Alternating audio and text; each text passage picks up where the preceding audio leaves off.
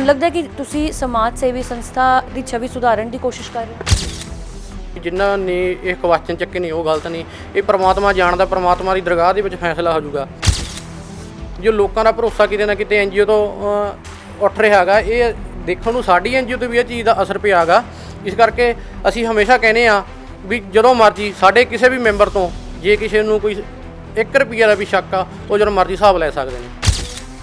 ਸਮਾਜ ਸੇਵੀ ਹੋ ਕੇ ਜੇ ਸਮਾਜ ਸੇਵੀ ਵਾਲੇ ਪਾਸੇ ਨਹੀਂ ਸੋਚੂੰਗਾ ਤਾਂ ਫਿਰ ਮੇਰੀ ਸੇਵਾ ਕਰਨ ਦਾ ਕੋਈ ਫਾਇਦਾ ਨਹੀਂ ਹੈ ਜੀ। ਜਿਹੜੇ ਲੋਕ ਕੋਵਿਡ-19 ਦੇ ਨਾਲ ਮਰ ਰਹੇ ਨੇ, ਉਹਨਾਂ ਦੇ ਅੰਗਾਂ ਨੂੰ ਲੈ ਕੇ ਕਾਲਾ ਬਾਜ਼ਾਰੀ ਹੋ ਰਹੀ ਹੈ, ਉਹਨਾਂ ਦੇ ਆਰਗਨਸ ਨੂੰ ਲੈ ਕੇ ਕਾਲਾ ਬਾਜ਼ਾਰੀ ਹੋ ਰਹੀ ਹੈ। ਇਸ ਤੇ ਸਰਕਾਰ ਨੇ ਆਪਣਾ ਪੱਖ ਰੱਖਿਆ ਕਿ ਇਹ ਝੂਠ ਹੈ। ਕਿਤੇ ਨਾ ਕਿਤੇ ਇਹ ਚੀਜ਼ ਹੋ ਵੀ ਰਹੀ ਆ। ਜਿਹੜੇ ਵੀ ਇਹ ਗਲਤ ਕੰਮ ਕਰ ਰਹੇ ਨੇ ਉਹਨਾਂ ਨੂੰ ਪ੍ਰਮਾਤਮਾ ਨੂੰ ਹਿਸਾਬ ਦੇਣਾ ਪੈਣਾਗਾ। ਬਹੁਤ ਸੰਸਥਾਵਾਂ ਨੇ ਜਿਹੜੀਆਂ ਬਹੁਤ ਵਧੀਆ ਇਮਾਨਦਾਰੀ ਦੇ ਨਾਲ ਕੰਮ ਕਰ ਰਹੀਆਂ ਨੇ। ਇਹ ਫਰਜ਼ ਕਰੋ ਕੋਈ ਸੰਸਥਾਵਾਂ ਮੇਰੇ ਸਰੀਰ ਦੀ ਅੰਗਾਂ ਦੀ ਗਾਹਾਂ ਸੇਵਾ ਕਰਦੀ ਆ ਤਾਂ ਮੈਂ ਇਹੀ ਲਿਖਿਆ ਇਹਦੇ ਵਿੱਚ, ਜਿਹੜਾ ਮੇਰਾ ਇੱਕ ਅਲਫੀਆ ਬਿਆਨ ਮੈਂ ਤਿਆਰ ਕਰਾਇਆ, ਇਹਦੇ ਵਿੱਚ ਇਹੀ ਲਿਖਿਆ ਵੀ ਜਿਹੜੀ ਵੀ ਸੰਸਥਾ ਇਹ ਸੇਵਾ ਲਊਗੀ, ਕਿਸੇ ਗਰੀਬ ਦੇ ਆਪਰੇਸ਼ਨ ਦਾ ਕੋਈ ਖਰਚਾ ਉਹਨਾਂ ਤੋਂ ਨਹੀਂ ਲਿਆ ਜਾਊਗਾ। ਜਿਹੜੀ ਵੀ ਸੰਸਥਾਵਾਂ ਲਊਗੀ ਉਹ ਖਰਚਾ ਆਪ ਕਰੂਗੀ।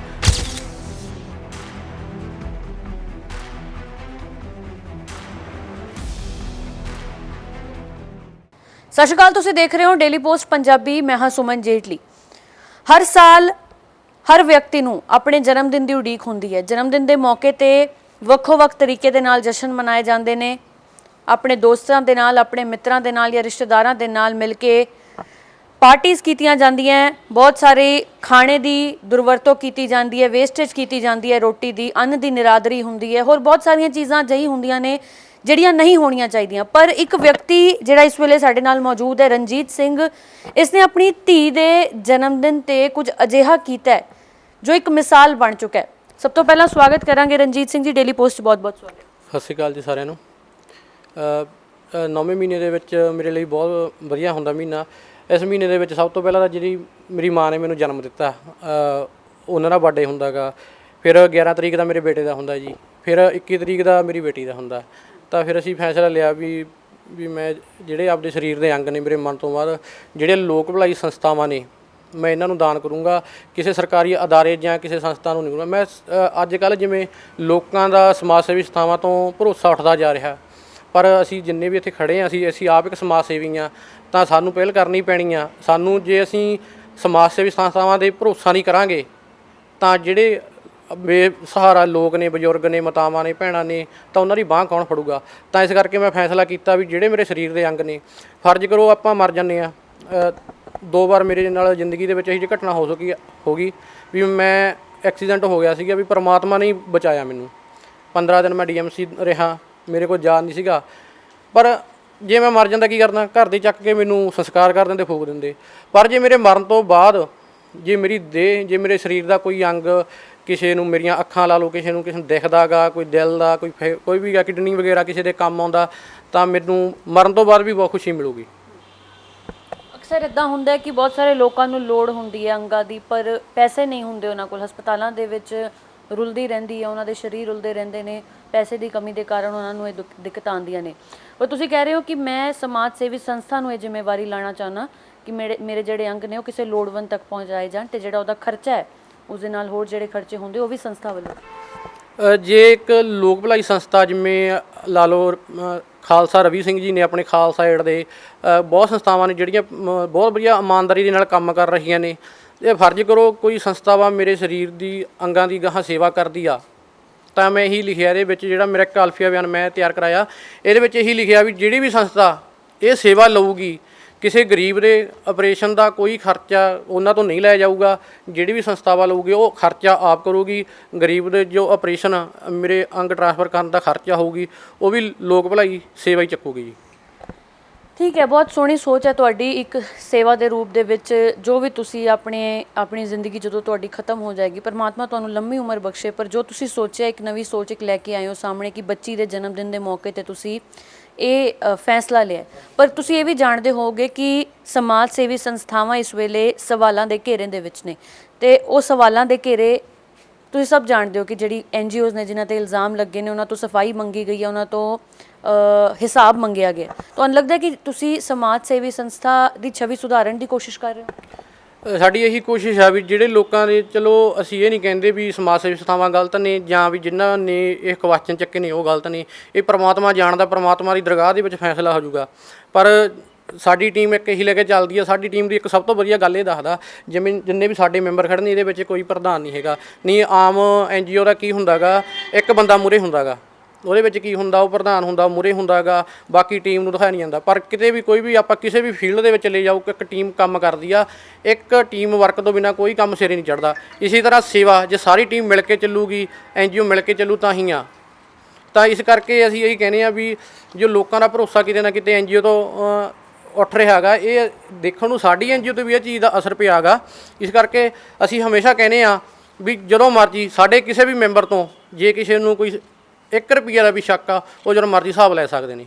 ਇਹ ਤੁਸੀਂ ਆਪਣੀ ਸੰਸਥਾ ਨੂੰ ਕਹੋਗੇ ਕਿ ਮੇਰੇ ਮਰਨ ਤੋਂ ਬਾਅਦ ਮੇਰੇ ਆਰਗਨਸ ਡੋਨੇਟ ਕਰਨੇ? ਜੇ ਮੇਰੀ ਸੰਸਥਾ ਵਧੀਆ ਕੰਮ ਕਰਦੀ ਹੋ ਉਸ ਟਾਈਮ ਦੇ ਵਿੱਚ ਤਾਂ ਉਹ ਵੀ ਸੇਵਾ ਲੈ ਸਕਦੀ ਆ। ਜਿਵੇਂ ਖਾਲਸਾ ਏਡ ਜਾਂ ਹੋਰ ਵੱਡੀਆਂ NGO ਨੇ ਜਿਹੜੀਆਂ ਸੇਵਾ ਨਿਭਾ ਰਹੀਆਂ ਨੇ। ਇਹ ਕੌਣ ਡਿਸਾਈਡ ਕਰੇਗਾ ਰਣਜੀਤ ਜੀ ਕਿ ਕਿਹੜੀ ਸੰਸਥਾ ਸੇਵਾ ਲੈ? ਜਿਹੜਾ ਮੈਂ ਇਹ ਪੱਤਰ ਲਿਖ ਕੇ ਦਿੱਤਾ ਜੀ, ਪਹਿਲਾਂ ਸਾਡੇ ਸਰਪੰਚ ਸਾਹਿਬ ਨੂੰ ਮੈਂ ਸੌਂਪ ਰਿਹਾ, ਸਾਡੀ ਪੰਚਾਇਤ ਨੂੰ ਸੌਂਪ ਰਿਹਾ। ਉਸ ਟਾਈਮ ਦੀ ਜਿਹੜੀ ਮੌਜੂਦਾ ਸਾਡੇ ਪਿੰਡ ਦੀ ਪੰਚਾਇਤ ਹੋਊਗੀ, ਉਹ ਡਿਸਾਈਡ ਕਰੂ ਵੀ ਇਹਨਾਂ ਨੇ ਕਿਹੜੀ NGO ਵਧੀਆ ਕੰਮ ਕਰਦੀ ਆ, ਵੀ ਉਹਨਾਂ ਨੂੰ ਮੇਰਾ ਸਰੀਰ ਸੌਂਪਣਾ ਜੀ। ਸਰਪੰਚ ਸਾਹਿਬ, ਤੁਹਾਡੇ ਤੋਂ ਜਾਣਨਾ ਚਾਹਾਂਗੇ, ਇਸ ਤੋਂ ਪਹਿਲੇ ਵੀ ਪਿੰਡ ਤੋਂ ਕੋਈ ਅਜਿਹੀ ਸੋਚ, ਕੋਈ ਅਜਿਹਾ ਵਿਅਕਤੀ ਸਾਹਮਣੇ ਆਇਆ ਹੈ ਜਿਨ੍ਹਾਂ ਨੇ ਇਸ ਤਰ੍ਹਾਂ ਆਪਣੇ ਸਰੀਰ ਦੇ ਅੰਗ ਦਾਨ ਕਰਨ ਦੀ ਗੱਲ ਕੀਤੀ? ਨਹੀਂ ਮੈਡਮ ਜੀ, ਇਹ ਪਹਿਲੇ ਪੁਰਸ਼ ਨੇ ਜਿਨ੍ਹਾਂ ਨੇ ਪਹਿਲੀ ਵਾਰੀ ਇਹ ਜਾਣੀ ਦਾਨ ਕਰਨ ਦਾ ਕੰਮ ਬਹੁਤ ਵਧੀਆ ਕੀਤਾ ਗਾ ਜੀ। ਅਸੀਂ ਪੂਰੀ ਪੰਚਾਇਤ ਤੇ ਪੂਰਾ ਨਗਰ ਭਾਈ ਰਣਜੀਤ ਸਿੰਘ ਦਾ ਬਹੁਤ ਬਹੁਤ ਧੰਨਵਾਦ ਕਰਦੇ ਹਾਂ, ਜਿਨ੍ਹਾਂ ਨੇ ਆਪਣੀ ਬੇਟੀ ਦੇ ਜਨਮ ਦਿਹਾੜੇ 'ਤੇ ਇਹ ਬਹੁਤ ਵਧੀਆ ਸ਼ਲਾਘਾਯੋਗ ਕਦਮ ਚੁੱਕਿਆ ਗਾ। ਰਣਜੀਤ ਜੀ, ਕਿਉਂ ਆਇਆ ਤੁਹਾਡੇ ਜ਼ਿਹਨ ਦੇ ਵਿੱਚ? ਕੀ ਤੁਸੀਂ ਕੁਝ ਅਜਿਹਾ ਹੁੰਦਾ ਵੇਖਿਆ ਸੀ ਜੋ ਤੁਸੀਂ ਇਹ ਫੈਸਲਾ ਲਿਆ? ਮੈਂ ਅਕਸਰ, ਬਾਕੀ ਮੈਨੂੰ ਪਤਾ ਨਹੀਂ ਲੋਕ ਵੀ ਆਪਦਾ ਜਿਹੜਾ ਜੀਵਨ ਆ ਕਿਵੇਂ ਬਤੀਤ ਕਰਦੇ ਨੇ, ਮੈਂ ਹਮੇਸ਼ਾ ਆਪਦੇ ਜਿਹੜਾ ਡੇਲੀ ਦਾ ਮੇਰਾ ਰੂਟੀਨ ਦਾ ਦਿਨ ਆ, ਮੈਂ ਆਪਦਾ ਆਖਰੀ ਦਿਨ ਸਮਝ ਕੇ ਕਰਦਾ ਹੁੰਦਾ। ਕੱਲ੍ਹ ਦਾ ਕੋਈ ਪਤਾ ਨਹੀਂ, ਆਪਾਂ ਸੁੱਤੇ ਪਈਏ ਨਾ ਉੱਠੀਏ। ਕਈ ਵਾਰੀ ਆਪਾਂ ਫੈਸਲੇ ਲੈਣੇ ਹੁੰਦੇ ਨੇ, ਪਰਮਾਤਮਾ ਦੇ ਘਰੋਂ ਸੁਨੇਹਾ ਆ ਜਾਂਦਾ, ਆਪਾਂ ਨਹੀਂ ਲੈ ਪਾਉਂਦੇ, ਮਨ ਦੇ ਵਿੱਚ ਰਹਿ ਜਾਂਦੀਆਂ ਨੇ ਗੱਲਾਂ। ਇਸ ਕਰਕੇ ਸੇਵਾ ਵੀ ਕਰਦੇ ਹਾਂ, ਕੰਮ ਵੀ ਕਰਦੇ ਹਾਂ, ਹੱਸਦੇ ਖੇਡਦੇ ਹਾਂ। ਹਰ ਜਣ ਦੀ ਆਪਾਂ ਇਹੀ ਕਹਿੰਦੇ ਆ ਵੀ ਅੱਜ ਦਾ ਜਿਹੜਾ ਦਿਨ ਆ ਵਧੀਆ ਬਤੀਤ ਕਰ ਲਓ, ਕੱਲ੍ਹ ਦਾ ਕੋਈ ਪਤਾ ਨਹੀਂ। ਇਸ ਕਰਕੇ ਇਹੀ ਚੀਜ਼ ਮੈਂ ਕਰ ਰਹੀ ਆ ਵੀ ਇਹ ਜਿਹੜਾ ਫੈਸਲਾ ਵੀ ਲੈਣਾ, ਮੈਨੂੰ ਮੇਰੇ ਮਨ ਦੀ ਆਤਮਾ ਨੇ ਅੰਦਰੋਂ ਆਵਾਜ਼ ਆਈ ਵੀ ਤੂੰ ਇਹ ਫੈਸਲਾ ਲੈ ਲਾ, ਵੀ ਮੈਨੂੰ ਖੁਸ਼ੀ ਹੋਈ ਆ ਬਸ ਇਹ ਚੀਜ਼ ਫੈਸਲੇ। ਮੈਨੂੰ ਨਹੀਂ ਲੱਗਦਾ ਕਿ ਤੁਸੀਂ ਪਹਿਲੇ ਵਿਅਕਤੀ ਹੋ ਜਿਨ੍ਹਾਂ ਨੇ ਇਹ ਫੈਸਲਾ ਲਿਆ। ਸਮਾਜ ਦੇ ਵਿੱਚ ਬਹੁਤ ਸਾਰੇ ਲੋਕ ਹੋਣੇ ਨੇ ਜਿਨ੍ਹਾਂ ਨੇ ਆਪਣੇ ਜਿਉਂਦੇ ਜੀ ਇਹ ਸੋਚ ਲਿਆ ਹੋਣਾ ਕਿ ਮਰਨ ਤੋਂ ਬਾਅਦ ਮੈਂ ਇਸ ਤਰ੍ਹਾਂ ਸੇਵਾ ਕਰਨੀ ਹੈ ਕਿਸੇ ਲੋੜਵੰਦ ਦੀ। ਕੀ ਕਦੇ ਜਾਣਨ ਦੀ ਕੋਸ਼ਿਸ਼ ਕੀਤੀ ਹੈ ਕਿ ਉਹਨਾਂ ਦੇ ਅੰਗਾਂ ਦੀ ਵਰਤੋਂ ਕਿਸ ਤਰ੍ਹਾਂ ਹੋਈ ਹੈ, ਕਿ ਲੋਕਾਂ ਤੱਕ, ਲੋੜਵੰਦਾਂ ਤੱਕ ਉਹ ਅੰਗ ਪਹੁੰਚੇ ਨੇ, ਕਿ ਉਸ ਦੇ ਨਾਲ ਮੁਨਾਫਾ ਤਾਂ ਨਹੀਂ ਕਮਾਇਆ ਜਾ ਰਿਹਾ ਜਾਂ ਕਾਲਾਬਾਜ਼ਾਰੀ ਤਾਂ ਨਹੀਂ ਹੋ ਰਹੀ? ਬਿਲਕੁਲ, ਮੈਂ ਜਿਹੜਾ ਅੱਜ ਇੱਕ ਮੀਡੀਆ ਦੇ ਸਾਹਮਣੇ ਮੇਰੇ ਆਉਣ ਦਾ ਮਤਲਬ ਇਹੀ ਸੀਗਾ ਜੀ ਕਿ ਵੀ ਅਕਸਰ ਮੈਨੂੰ ਮੇਰੇ ਦੋਸਤਾਂ ਨਾਲ ਵੀ ਮੈਂ ਗੱਲ ਕੀਤੀ, ਫੈਮਿਲੀ ਦੇ ਵਿੱਚ ਵੀ ਗੱਲ ਕੀਤੀ। ਉਹ ਕਹਿੰਦੇ ਵੀ ਜਿਹੜਾ ਵੀ ਤੂੰ ਕਰ ਰਿਹਾ ਵੀ ਇਹ ਕਾਲਾਬਾਜ਼ਾਰੀ ਹੁੰਦੀ ਆ, ਡਾਕਟਰ ਪੈਸੇ ਦੀ ਖਾਤਰ ਕੱਢ ਕੇ ਅੰਗ ਗਾਹਾਂ ਵੇਚ ਦਿੰਦੇ ਨੇਗੇ। ਪਰ ਮੈਂ ਇੱਥੇ ਜਿਹੜਾ ਸਮਾਜ ਸੇਵੀ ਸੰਸਥਾਵਾਂ ਲੈਤੀਆਂ ਨੇ, ਜਿਹੜੇ ਵੀਰ ਜਿਹੜੀਆਂ ਮੇਰੀਆਂ ਭੈਣਾਂ ਆਪਣਾ ਆਪ ਛੱਡ ਕੇ ਲੋਕਾਂ ਦੀ ਸੇਵਾ ਕਰ ਰਹੇ ਨੇ, ਉਹ ਕਾਲਾਬਾਜ਼ਾਰੀ ਤਾਂ ਨਹੀਂ ਕਰਨਗੇ, ਕਿਉਂਕਿ ਮੇਰਾ ਭਰੋਸਾ ਹੀ ਸਮਾਜ ਸੇਵੀ ਸੰਸਥਾਵਾਂ ਤੇ NGO ਦੇ ਉੱਤੇ ਟਿਕਿਆ ਹੋਇਆ ਜੀ। ਕਿਉਂਕਿ ਤੁਸੀਂ ਆਪ ਇੱਕ NGO ਨੂੰ ਬਿਲੋਂਗ ਕਰਦੇ ਹੋ ਤਾਂ ਕਰਕੇ? ਹਾਂਜੀ, ਸਾਡੀ ਹਿਊਮਨਿਟੀ ਹੈਲਪ ਵੈਲਫੇਅਰ ਸੋਸਾਇਟੀ ਪੰਜਾਬ ਲਗਾਤਾਰ ਕਾਫੀ ਸਮੇਂ ਤੋਂ ਸੇਵਾ ਦੇ ਵਿੱਚ ਹੈ। ਕਿਉਂਕਿ ਜੇ ਮੈਂ ਸਮਾਜ ਸੇਵੀ ਹੋ ਕੇ ਜੇ ਸਮਾਜ ਸੇਵੀ ਵਾਲੇ ਪਾਸੇ ਨਹੀਂ ਸੋਚੂੰਗਾ ਤਾਂ ਫਿਰ ਮੇਰੀ ਸੇਵਾ ਕਰਨ ਦਾ ਕੋਈ ਫਾਇਦਾ ਨਹੀਂ ਗਾ ਜੀ। ਰਣਜੀਤ ਜੀ, ਤੁਹਾਡੇ ਤੋਂ ਵੀ ਕਦੇ ਕਿਸੇ ਨੇ ਹਿਸਾਬ ਮੰਗਿਆ, ਤੁਹਾਡੀ NGO ਤੋਂ ਕਦੇ ਹਿਸਾਬ ਮੰਗਿਆ ਹੋਏ? ਤੁਹਾਡੇ ਕੋਲ ਵੀ ਡੋਨੇਸ਼ਨਸ ਆਉਂਦੀਆਂ ਹੋਣਗੀਆਂ, ਲੋਕ ਤੁਹਾਡੇ ਨਾਲ ਜੁੜਦੇ ਹੋਣੇ ਨੇ, ਤੁਸੀਂ ਮਦਦ ਕਰਦੇ ਹੋਵੋਗੇ ਲੋਕਾਂ ਦੀ, ਚਲੋ ਤੁਸੀਂ ਤਾਂ ਇੱਕ ਜ਼ਰੀਆ ਬਣਦੇ ਹੋ, ਤੁਹਾਡੇ ਤੋਂ ਵੀ ਕਦੇ ਹਿਸਾਬ ਮੰਗਿਆ ਗਿਆ? ਹਜੇ ਤੱਕ ਕੋਈ ਇਹੋ ਜਿਹੀ ਨੌਬਤ ਆਈ ਨਹੀਂ ਵੀ ਸਾਤੋਂ ਕਿਸੇ ਨੇ ਹਿਸਾਬ ਮੰਗਿਆ ਹੋਵੇ। ਸਾਡੇ ਕੀ ਹੈ ਨਾ, ਅਸੀਂ WhatsApp ਵਗੈਰਾ 'ਤੇ ਗਰੁੱਪ ਬਣਾਏ ਹੋਏ ਨੇ। ਅਸੀਂ ਗਰੁੱਪਾਂ ਦੇ ਵਿੱਚ ਜਿੰਨੀ ਸਾਡੀ ਸੇਵਾ ਆਉਂਦੀ ਆ ਮਹੀਨੇ ਦੀ ਵਿੱਚ, ਅਸੀਂ ਨਾਲ ਦੀ ਨਾਲ ਪਾਈ ਜਾਂਦੇ ਹਾਂ। ਉਹਦੇ ਵਿੱਚ ਜਿੰਨੇ ਪੈਸੇ ਆਏ ਨੇ, ਜਿੰਨੇ ਖਰਚ ਹੋਏ ਨੇ, ਕਿੰਨੇ, ਜੇ ਕਿਸੇ ਨੇ 100 ਰੁਪਇਆ ਵੀ ਦਿੱਤਾ ਹੁੰਦਾ ਉਹ ਵੀ ਗਰੁੱਪ ਦੇ ਵਿੱਚ ਪਾਇਆ ਜਾਂਦਾ, ਜੇ ਕਿਤੇ 10 ਰੁਪਏ ਲੱਗ ਰਹੇ ਨੇ ਉਹ ਵੀ ਗਰੁੱਪ ਦੇ ਵਿੱਚ ਪਾਇਆ ਹੁੰਦਾ। ਤਾਂ ਨਾਲ ਦੀ ਨਾਲ ਇਹ ਚੀਜ਼ ਕਰਕੇ ਸਾਡਾ ਹਿਸਾਬ ਬਰਾਬਰ ਹੋਈ ਜਾਂਦਾ ਅਤੇ ਲੋਕਾਂ ਦਾ ਸਾਡੇ 'ਤੇ ਯਕੀਨ ਬਣਿਆ ਰਹਿੰਦਾ ਜੀ। ਠੀਕ ਹੈ, ਤੁਸੀਂ ਸਾਰਾ ਨੋਟ ਡਾਊਨ ਕੀਤਾ ਹੋਇਆ, ਜੇ ਕੱਲ੍ਹ ਨੂੰ ਕੋਈ ਸਵਾਲ ਖੜਾ ਕਰ ਵੀ ਲੈਂਦਾ ਤਾਂ ਤੁਹਾਡੇ ਕੋਲ ਜਵਾਬ ਰੈਡੀ? ਹਾਂਜੀ, ਸਾਡੇ ਕੋਲ ਜਦ ਮਰਜ਼ੀ, ਜਿਹੜੇ ਟਾਈਮ ਮਰਜ਼ੀ ਸਾਤੋਂ ਆ ਕੇ ਕੋਈ ਵੀ ਹਿਸਾਬ ਮੰਗ ਸਕਦਾ, ਸਾਡੇ ਕਿਸੇ ਵੀ ਮੈਂਬਰ ਤੋਂ ਹਿਸਾਬ ਲੈ ਸਕਦਾ। ਸਾਡੀ ਟੀਮ ਹਮੇਸ਼ਾ ਤਿਆਰ ਆ। ਰਣਜੀਤ ਜੀ, ਬਹੁਤ ਵਾਰ ਅਸੀਂ ਦੇਖਿਆ ਕਿ ਜਿਹੜੇ ਲੋਕ ਸੜਕੀ ਹਾਦਸੇ ਦਾ ਸ਼ਿਕਾਰ ਹੋ ਜਾਂਦੇ ਨੇ, ਹੁਣ ਜਿਸ ਤਰ੍ਹਾਂ COVID-19 ਦਾ ਦੌਰ ਚੱਲ ਰਿਹਾ ਹੈ ਤਾਂ ਇੱਕ ਅਫਵਾਹ ਜੀ ਫੈਲੀ, ਅਸੀਂ ਨਹੀਂ ਜਾਣਦੇ ਉਹ ਸੱਚ ਹੈ ਝੂਠ ਹੈ, ਪਰ ਸਰਕਾਰਾਂ ਨੇ ਇਹ ਸਟੇਟਮੈਂਟ ਦਿੱਤੀ ਹੈ ਕਿ ਇਹ ਅਫਵਾਹ ਹੈ ਕਿ ਜਿਹੜੇ ਲੋਕ ਕੋਵਿਡ-19 ਦੇ ਨਾਲ ਮਰ ਰਹੇ ਨੇ ਉਹਨਾਂ ਦੇ ਅੰਗਾਂ ਨੂੰ ਲੈ ਕੇ ਕਾਲਾਬਾਜ਼ਾਰੀ ਹੋ ਰਹੀ ਹੈ, ਉਹਨਾਂ ਦੇ ਆਰਗਨਸ ਨੂੰ ਲੈ ਕੇ ਕਾਲਾਬਾਜ਼ਾਰੀ ਹੋ ਰਹੀ ਹੈ। ਇਸ ਤੇ ਸਰਕਾਰ ਨੇ ਆਪਣਾ ਪੱਖ ਰੱਖਿਆ ਕਿ ਇਹ ਝੂਠ ਹੈ, ਪਰ ਤੁਹਾਡਾ ਇਸ ਦੇ ਪ੍ਰਤੀ ਕੀ ਨਜ਼ਰੀਆ ਸੀਗਾ ਜਦੋਂ ਤੁਸੀਂ ਇਹ ਸੁਣਿਆ? ਹਮੇਸ਼ਾ ਇੱਕ ਆਪਾਂ ਗੱਲ ਸੁਣਦੇ ਹਾਂ ਵੀ ਜੇ ਧੂੰਆਂ ਉੱਠਦਾ ਅੱਗ ਤਾਂ ਲੱਗਦੀ ਹੈ ਜੀ। ਚਲੋ ਆਪਾਂ ਇਹ ਨਹੀਂ ਕਹਿੰਦੇ ਵੀ ਸਾਰੇ ਡਾਕਟਰ ਮਾਰੇ ਆ, ਸਰਕਾਰ ਮਾੜੀ ਆ, ਸਾਰੇ ਹਸਪੀਟਲ ਮਾੜੇ ਨੇ, ਕਿਤੇ ਨਾ ਕਿਤੇ ਇਹ ਚੀਜ਼ ਹੋ ਵੀ ਰਹੀ ਆ। ਬਾਕੀ ਕਈ ਡਾਕਟਰ ਨੇ ਜਿਹੜੇ ਨਰਸਾਂ ਨੇ ਆਪਣੀ ਇਮਾਨਦਾਰੀ ਨਾਲ ਨੌਕਰੀ ਕਰ ਰਹੇ ਨੇ, ਪਰ ਫਿਰ ਵੀ ਅਸੀਂ ਇਹੀ ਕਹਿੰਦੇ ਆ ਵੀ ਜਿਹੜੇ ਵੀ ਇਹ ਗਲਤ ਕੰਮ ਕਰ ਰਹੇ ਨੇ ਉਹਨਾਂ ਨੂੰ ਪ੍ਰਮਾਤਮਾ ਨੂੰ ਹਿਸਾਬ ਦੇਣਾ ਪੈਣਾਗਾ। ਤਾਂ ਉੱਥੇ ਹਿਸਾਬ ਦੇਣਾ, ਅੱਖਾਂ ਦੇ ਵਿੱਚ ਅੱਖਾਂ ਨਹੀਂ ਪਾਈ ਜਾਣੀਆਂ ਪ੍ਰਮਾਤਮਾ ਦੇ ਨਾਲ, ਤਾਂ ਉਹਨਾਂ ਨੂੰ ਕਾਲਾ ਬਾਜ਼ਾਰੀ ਬੰਦ ਕਰਨੀ ਚਾਹੀਦੀ ਆ।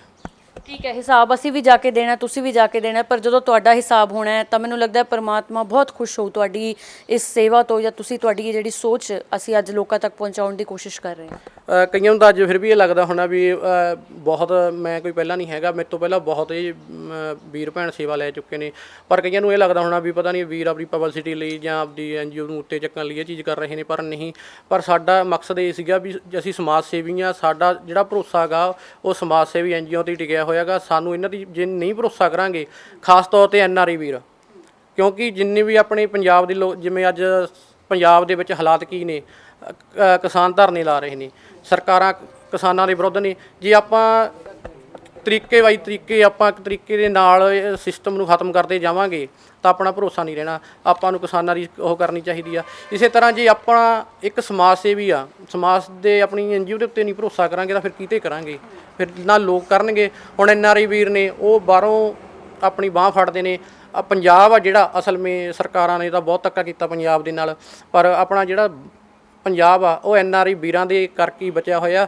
ਅਸੀਂ ਹਮੇਸ਼ਾ ਧੰਨਵਾਦ ਕਰਦੇ ਹੁੰਦੇ ਹਾਂ ਹਮੇਸ਼ਾ NRI ਵੀਰਾਂ ਦਾ ਕਿ ਵੀ ਤੁਹਾਨੂੰ ਪੰਜਾਬ ਦੀ ਫਿਕਰ ਆ, ਪੰਜਾਬ ਨੂੰ ਤੁਹਾਡੀ ਲੋੜ ਆ। ਪਰ ਹੁਣ ਇੱਦਾਂ ਹੋਇਆ ਕਿ ਸਮਾਜ ਸੇਵੀਆਂ ਤੇ ਜਦੋਂ ਸਵਾਲ ਖੜੇ ਹੋਏ ਉਸ ਤੋਂ ਬਾਅਦ NRI ਵੀਰਾਂ ਨੇ ਫੰਡਸ ਭੇਜਣੇ ਬੰਦ ਕਰ ਦਿੱਤੇ ਜਾਂ ਮਦਦ ਭੇਜਣੀ ਬੰਦ ਕਰ ਦਿੱਤੀ ਤੁਹਾਨੂੰ, ਤੇ ਹੁਣ ਤੁਹਾਨੂੰ ਕੋਈ ਦਿੱਕਤ ਦਾ ਸਾਹਮਣਾ ਕਰਨਾ ਪੈ ਰਿਹਾ? ਇਸ ਚੀਜ਼ ਦਾ ਅਸਰ ਤਾਂ ਬਹੁਤ ਪਿਆ, ਪਰ ਅਸੀਂ ਕੋਈ ਐਡੀ ਵੱਡੀ ਕੋਈ ਹਜੇ ਸੇਵਾ ਵੀ ਨਹੀਂ ਸ਼ੁਰੂ ਕੀਤੀ ਜਿਹਦੇ ਕਰਕੇ ਵੀ ਸਾਨੂੰ ਨਾ ਹੋਈ ਹੋਵੇ। ਸਾਡੇ ਹਮੇਸ਼ਾ ਪਿੰਡ ਰਾਜਗੜ੍ਹ ਤੋਂ ਚਮਕੌਰ ਸਿੰਘ ਅੰਕਲ ਜੀ ਨੇ, ਉਹਨਾਂ ਦੇ ਬੇਟੇ ਸੇਵਕ ਸਿੰਘ ਜੀ, ਉਹਨਾਂ ਨੇ ਹਮੇਸ਼ਾ ਸਾਨੂੰ ਕਿਹਾ ਹੈ ਵੀ ਤੁਹਾਨੂੰ ਕਿਸੇ ਕਹਿਣ ਦੀ ਲੋੜ ਨਹੀਂ। ਅਤੇ ਸਾਡੇ ਕਰਨਵੀਰ ਜੀ ਰਾਜਗੜ੍ਹ ਤੋਂ ਨੇ, ਉਹਨਾਂ ਨੇ ਵੀ ਤੁਹਾਨੂੰ ਲੋੜ ਆ। ਤਾਂ ਪਿਛਲੀ ਵੀ ਤੁਸੀਂ ਦਿੱਲੀ ਪੋਸਟ ਨੇ ਕਵਰ ਕੀਤੀ ਸੀਗੀ, 2,06,000 ਰੁਪਈਆ ਦੀ ਸੇਵਾ ਇਕੱਲੀ ਚਮਕੌਰ ਸਿੰਘ ਰਾਜਗੜ੍ਹ ਨੇ ਦਿੱਤੀ ਸੀਗੀ।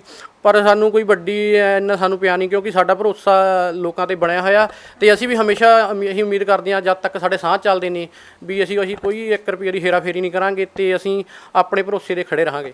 ਰਣਜੀਤ ਜੀ, ਤੁਹਾਡੇ ਸਾਰੇ NGO ਤੁਹਾਡੇ ਟੀਮ ਮੈਂਬਰਸ ਨੇ, ਕੈਮਰਾਮੈਨ ਰਾਜਵਿੰਦਰ ਟੋਨੀ ਤੁਹਾਨੂੰ ਤਸਵੀਰ ਦਿਖਾ ਦੇਣਗੇ ਇਸ NGO ਦੇ ਟੀਮ ਮੈਂਬਰਸ ਦੀ। ਤੁਹਾਡੇ ਇਹ ਕਦਮ ਜਿਹੜਾ ਤੁਸੀਂ ਚੁੱਕਿਆ, ਇਸ ਤੋਂ ਬਾਅਦ ਜਿਹੜੇ ਬਾਕੀ ਦੇ NGO ਦੇ ਮੈਂਬਰਸ ਨੇ, ਜਿਹੜੇ ਤੁਹਾਡੇ ਟੀਮ ਮੈਂਬਰਸ ਨੇ, ਕੀ ਇਹਨਾਂ ਨੇ ਵੀ ਇਹ ਵਿਚਾਰ ਲੈ ਕੇ ਆਉਂਦਾ? ਦੇਖੋ ਜੀ, ਮੈਂ ਪਹਿਲੇ ਨੰਬਰ 'ਤੇ ਆ ਮੇਰੀ ਜਿੰਨੀ ਟੀਮ ਕਰੀਏ, ਪਹਿਲਾਂ ਮੈਂ ਸਾਰਿਆਂ ਤੋਂ ਮਾਫੀ ਚਾਹੁੰਦਾ ਗਾ, ਕਿਉਂਕਿ ਕਿਸੇ ਨੂੰ ਇਹ ਚੀਜ਼ ਪਤਾ ਨਹੀਂ ਸੀ ਵੀ ਰਣਜੀਤ ਸਿੰਘ ਕੀ ਕਰ ਰਿਹਾ ਹੈਗਾ, ਕਿਉਂਕਿ ਮੈਂ ਖੁਦ ਫੈਸਲਾ ਲਿੱਤਾ, ਮੇਰੀ ਆਤਮਾ ਨੇ ਲਿੱਤਾ ਫੈਸਲਾ। ਇਹਨਾਂ ਨੂੰ ਇੱਥੇ ਆਏ ਦੀ ਛੋਡੇ ਆਏ ਦੀ ਪਤਾ ਲੱਗਿਆ ਵੀ ਮੈਂ ਕੀ ਕਰ ਰਿਹਾ, ਪਹਿਲਾਂ ਇਹਨਾਂ ਨੂੰ ਕੋਈ ਪਤਾ ਨਹੀਂ। ਚਲੋ ਪ੍ਰਮਾਤਮਾ ਇਹਨਾਂ ਨੂੰ ਵੀ ਇਹ ਸੋਚ ਬਖਸ਼ੇ, ਇਹ ਇਹਨਾਂ ਦੀ ਸੋਚ ਆ ਵੀ ਇਹ ਚੀਜ਼ ਕਰਦੇ ਜਾਂ ਨਹੀਂ ਕਰਦੇ। ਪਰਿਵਾਰ ਨੇ ਅਲਾਉ ਕਰ ਦਿੱਤਾ ਸੀ? ਪਰਿਵਾਰ ਰਾਜ਼ੀ ਹੋ ਗਿਆ ਸੀ ਇਸ ਚੀਜ਼? ਪਹਿਲਾਂ ਥੋੜੀ ਨੋਕ ਝੋਕ ਹੋਈ ਆ, ਪਰ ਨਹੀਂ, ਉਦੋਂ ਬਾਅਦ ਜੋ ਉਹਨਾਂ ਨੇ ਮੰਨ ਲਿਆ ਸੀਗਾ ਜੀ। ਨੋਕ ਝੋਕ ਕਿਹਦੇ ਨਾਲ? ਨੋਕ ਝੋਕ ਫੈਮਿਲੀ, ਉਹਨਾਂ ਦਾ ਪਤਾ ਕੀ ਚੱਕਰ ਸੀ, ਉਹਨਾਂ ਦਾ ਉਹੀ ਕਹਿ ਰਹੇ ਸੀਗੇ ਵੀ ਜਿਹੜਾ ਵੀ ਤੁਸੀਂ ਕਰ ਰਹੇ ਹੋ ਵੀ ਇਹਦਾ ਕੋਈ ਪਤਾ ਨਹੀਂ ਲੱਗਦਾ, ਵੀ ਕਾਲਾ ਬਾਜ਼ਾਰੀ ਹੋ ਰਹੀ ਆ। ਬਹੁਤ ਕਾਲਾ ਬਾਜ਼ਾਰੀ ਤੋਂ ਡਰਦੇ ਸੀ, ਹੋਰ ਉਹਨਾਂ ਦੇ ਮਨ ਦੇ ਵਿੱਚ ਕੋਈ ਐਸੀ ਗੱਲ ਨਹੀਂ ਸੀਗੀ, ਕਿਉਂਕਿ ਮੇਰੇ ਫਾਦਰ ਸਾਹਿਬ ਨੇ, ਮੇਰਾ ਵੀ ਜਨਮ ਗੁਰੂ ਘਰ ਦੇ ਵਿੱਚ ਹੋਇਆ, ਗ੍ਰੰਥੀ ਸਾਹਿਬ ਨੇ ਗੁਰਦੁਆਰਾ ਸਾਹਿਬ ਦੇ, ਹਮੇਸ਼ਾ ਉਹਨਾਂ ਨੇ ਆਪਣੀ ਸਾਰੀ ਜ਼ਿੰਦਗੀ ਸੇਵਾ ਦੇ ਵਿੱਚ ਕੱਢੀ ਆ। ਤਾਂ ਉਹਨਾਂ ਨੇ ਸਾਨੂੰ ਹਮੇਸ਼ਾ ਸੇਵਾ ਵਾਲੇ ਵੱਲ ਹੀ ਪ੍ਰੇਰਿਤ ਕੀਤਾ ਗਾ, ਪਰ ਬਸ ਉਹ ਕਾਲਾ ਬਾਜ਼ਾਰੀ ਤੋਂ ਡਰਦੇ ਸੀ, ਹੋਰ ਕੋਈ ਐਸੀ ਗੱਲਬਾਤ ਨਹੀਂ ਜੀ। ਠੀਕ ਹੈ, ਇਹ ਵੀ ਇੱਕ ਸੇਵਾ ਦਾ ਬੜਾ ਹੀ ਸੁੱਚਾ ਤੇ ਬੜਾ ਹੀ ਸੱਚਾ ਰੂਪ ਹੈ। ਅਸੀਂ ਤਸਵੀਰ ਦਿਖਾ ਦਿੰਦੇ ਹਾਂ ਉਸ ਕਾਗਜ਼ ਦੀ, ਜਿਸ ਕਾਗਜ਼ ਦੇ ਉੱਤੇ ਬੜੀਆਂ ਵੱਡੀਆਂ ਗੱਲਾਂ ਲਿਖੀਆਂ ਗਈਆਂ ਨੇ। ਰਣਜੀਤ ਸਿੰਘ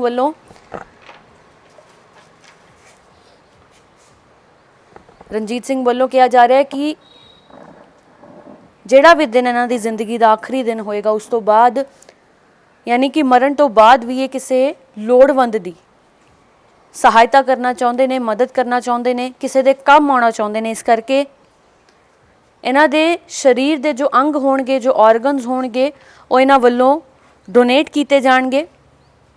ਇਹ ਇਨਸਾਨੀਅਤ ਦੀ ਤਸਵੀਰ ਹੈ, ਕਿਉਂਕਿ ਸਿਆਣੇ ਕਹਿੰਦੇ ਨੇ ਕਿ ਇਨਸਾਨ ਹਰ ਘਰ ਪੈਦਾ ਹੋ ਜਾਂਦਾ ਹੈ, ਪਰ ਇਨਸਾਨੀਅਤ ਕਿਸੇ ਵਿਰਲੇ ਘਰ ਪੈਦਾ ਹੁੰਦੀ ਹੈ। ਸਰਪੰਚ ਸਾਹਿਬ, ਪਿੰਡ ਦੇ ਵਿੱਚ ਇੱਕ ਬੜੀ ਸੋਹਣੀ ਬੜੀ ਵੱਡੀ ਮਿਸਾਲ ਰਣਜੀਤ ਸਿੰਘ ਨੇ ਪੇਸ਼ ਕੀਤੀ। ਹਾਂਜੀ, ਬਹੁਤ ਅਸੀਂ ਤਾਂ ਬਹੁਤ ਬਹੁਤ ਧੰਨਵਾਦ ਕਰਦੇ ਹਾਂ ਰਣਜੀਤ ਸਿੰਘ ਦਾ, ਬਈ ਜੋ ਕਿ ਸਾਡੇ ਪਿੰਡ ਦੇ ਵਿੱਚ ਪਹਿਲੀ ਵਾਰੀ ਇਹ ਹੋਇਆਗਾ, ਜੋ ਕਿ ਇਹਨਾਂ ਨੇ ਇਹ ਕੰਮ ਕੀਤਾ। ਪੂਰਾ ਪਿੰਡ ਤੇ ਪੂਰੀ ਪੰਚਾਇਤ ਅਸੀਂ ਇਹਨਾਂ ਦਾ ਧੰਨਵਾਦ ਕਰਦੇ ਹਾਂ। ਸਰਪੰਚ ਸਾਹਿਬ, ਪਿੰਡ ਦਾ ਇਹ ਪਹਿਲਾ ਬੰਦਾ ਜਿਹਨੇ ਇਹ ਕੰਮ ਕਰਨਾ ਹੈ? ਹਾਂ, ਪਹਿਲਾ ਬੰਦਾ ਜੀ ਮੈਡਮ ਜੀ। ਠੀਕ ਹੈ, ਬਹੁਤ ਧੰਨਵਾਦ ਗੱਲਬਾਤ ਕਰਨ ਦੇ ਲਈ। ਤਾਂ ਬੜੀ ਸੋਹਣੀ ਮਿਸਾਲ ਇਸ ਵੇਲੇ ਰਣਜੀਤ ਸਿੰਘ ਨੇ ਪੇਸ਼ ਕੀਤੀ ਹੈ। ਮੈਂ ਪਹਿਲਾਂ ਵੀ ਕਿਹਾ ਕਿ ਇਨਸਾਨ ਹਰ ਘਰ ਪੈਦਾ ਹੋ ਜਾਂਦਾ ਹੈ, ਪਰ ਇਨਸਾਨੀਅਤ ਕਿਸੇ ਵਿਰਲੇ ਘਰ ਪੈਦਾ ਹੁੰਦੀ ਹੈ। ਜਿਉਂਦਿਆਂ ਜੀ ਕਿਸੇ ਦੇ ਕੰਮ ਆਉਣਾ ਇਹ ਬਹੁਤ ਚੰਗੀ ਸੋਚ ਹੈ, ਨੇਕ ਸੋਚ ਹੈ, ਪਰ ਮਰਨ ਤੋਂ ਬਾਅਦ ਵੀ ਕਿਸੇ ਲੋੜਵੰਦ ਦੀ ਮਦਦ ਕਰਨਾ, ਕੰਮ ਆਉਣਾ, ਇਹ ਬਹੁਤ ਵੱਡੀ ਉੱਚੀ ਤੇ ਸੁੱਚੀ ਸੋਚ ਹੈ। ਕੈਮਰਾਮੈਨ ਰਾਜਵਿੰਦਰ ਟੋਨੀ ਦੇ ਨਾਲ ਸੁਮਨ ਜੇਟਲੀ, ਡੇਲੀ ਪੋਸਟ ਪੰਜਾਬੀ, ਅਹਿਮਦਗੜ੍ਹ।